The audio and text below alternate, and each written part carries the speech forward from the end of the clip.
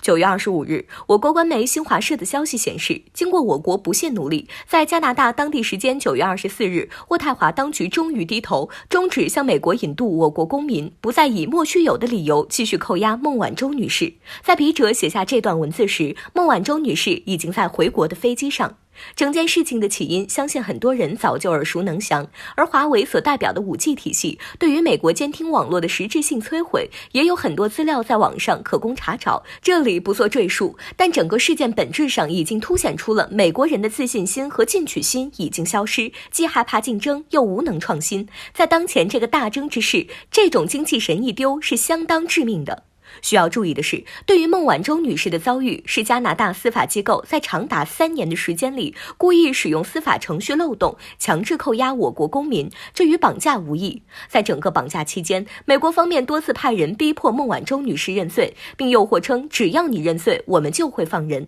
但实际上，所有人都清楚，如果认了美国人和加拿大人共同编造的伪证，那才会真正的遭到拘捕、关押，而这更会牵连到我国的网络安全和科技前景。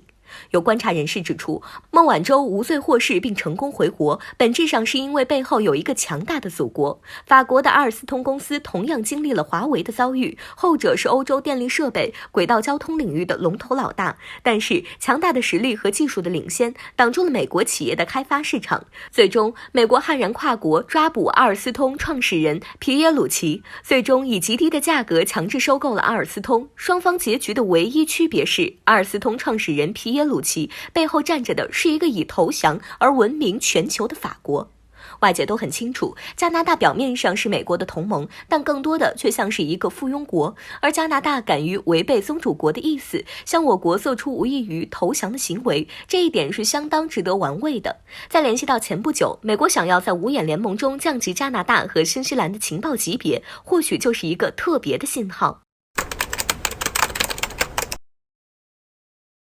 在被加拿大方面以不合理的理由关押了1000多天后，华为副总裁孟晚舟目前终于获释。当判决书下达后，他立马就乘坐着飞机从温哥华前往深圳。相信在看到这一条消息后，大部分人都非常的激动，因为这意味着在等待了1000多天后，加拿大终于认怂，向中国投降了。这其中的艰辛和心理煎熬，估计只有孟晚舟自己才深有体会。不过，正如孟晚舟在讲话中所说的那样，在最艰苦的时候，是祖国和人民给予了他力量。从一开始，美国与加拿大合作制造的非法拘押就是一次典型的政治拘留。在美国和加拿大非法拘押孟晚舟1000多天后，一直没有发现孟晚舟违反当地法律的证据。回顾过去1000多天的时间里，不难发现，在这件事上，加拿大司法部门俨然成了美国的政治工具。由此，我们也不难断定，主导事件的并非是加拿大，而是美国。而现在，美国显然是意识到了自己的政治操作已经达不到目的了，所以只能寻求达成起诉延期协议。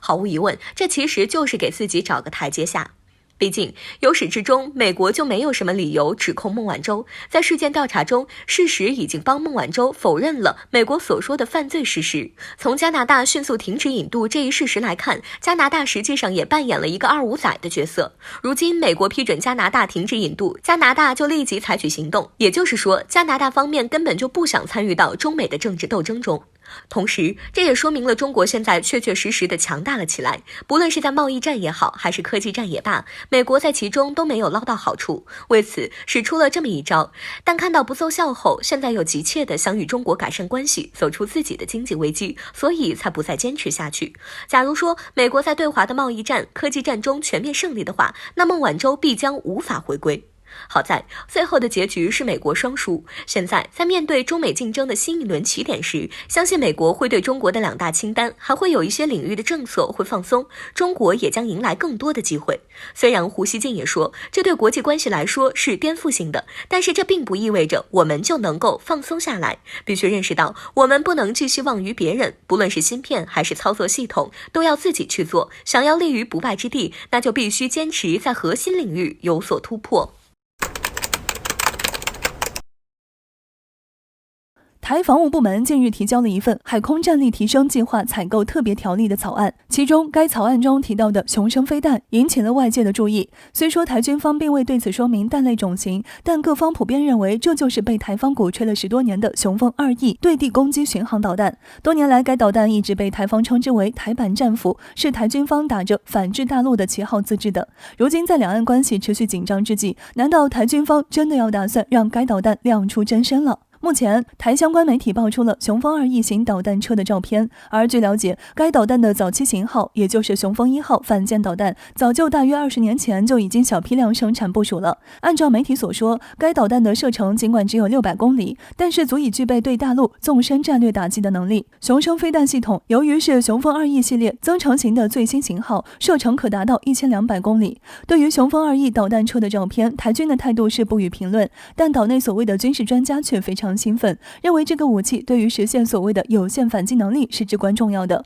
这段时间，岛内跟随美国的步伐越发频繁，不仅默许美军舰通过台海峡，还向美国军方购买先进的武器装备，一副全然不把大陆放在眼里的模样。在此背景下，就连日本、澳大利亚等美国跟班也开始在台海问题上进行干涉。明知道该问题属于中国内政，还如此明目张胆，摆明了就是要与我国作对。对此，在台防务部门提交草案的前一天，东部战区发布了海军航空兵某旅组织复杂气象条件下的实弹地靶训练，砥砺部队全时待战，随时能战本领的消息。在此之前，解放军东部战区还出动了包括作战舰艇、轰炸机在内的海空兵力，在台西南空域实战化演练，足以说明解放军对台当局勾结美国的举动忍耐已经到了极限。展开演习就是向台分裂分子及美国发出的严厉警告。只不过令我国惊讶的是，次日台方就曝光了雄升飞弹，看来我方攻台的话说多了，台当局自己都迫不及待地想要推进这一进度了。只不过台军这突然亮剑的绝密武器，当真能助力台当局以武拒统，从广州打到上海吗？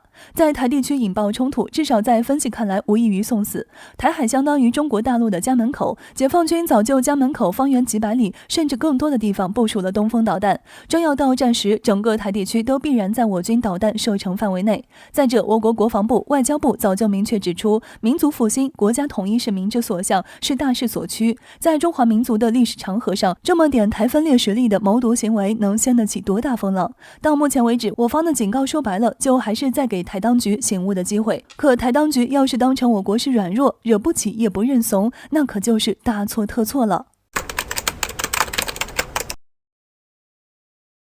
根据岛内媒体报道，大陆于近期派出共24架军机进入台西南空域防空识别区，并于日前再度进入台西南空域，甚至出现在恒春半岛猫鼻头南方的100海里处。按照岛内媒体的话来说，这是解放军军机今年以来创下的单日架次第3多的记录。但是相比此前，解放军军机这次采用的是包夹式前行战术，简单点来说，就是对台地区形成夹击之势，这在过去是非常少见的。所以在该起事件发生后，引起了不少包括军事专家在内人员的关注，并对此进行了相关的分析。这段时间以来，台当局与美国勾结不断，对大陆进行挑衅。在明知道有关台海问题的事件都触及我国底线的情况下，台当局仍然与美国互动频繁，无论是美军舰穿越台海峡，还是向美国购买先进的武器装备，这在外界看来均是对中国释放的危险信号。虽说中方也接连发出了不少警告，但是就现在来看，很明显没起到任何作用。如今解放军在1天之内派出24架军机，很有可能是对岛内分裂分子以及美国发出的最后警告。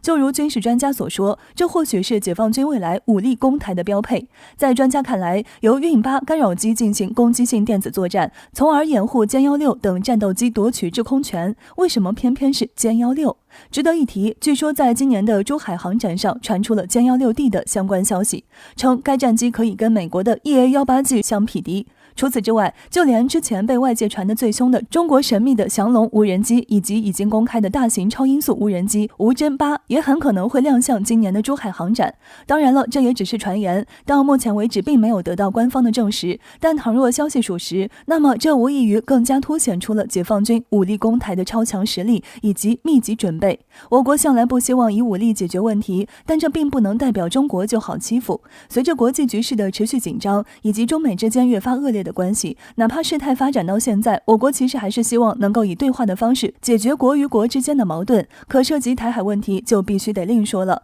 在危害国家利益和主权完整的事情，休想中国做出任何的让步，就算是美国也一样。也正是因为如此，台分裂分子当前哪怕是有美国在背后撑腰，也是害怕的。数据显示，解放军光是在本月就已经有20天出动战机进入台西南空域了，这足以说明解放军军机进入该空域已经常态化。而这对台分裂分子来说是最为恐惧的，因为他们不得不承认，现在的中国早就不是以前的中国。如今的解放军军机完全可以直接出现在蔡英文的府邸上空，一旦引爆冲突，且不说远水是否能解近渴，台当局根本无法保证美日等国是否敢于大陆对抗。中国反击不惧摊牌，但台分裂分子就不一样了，就算表面上再猖獗，内心也是提心吊胆的，生怕哪一天覆灭之日就来了。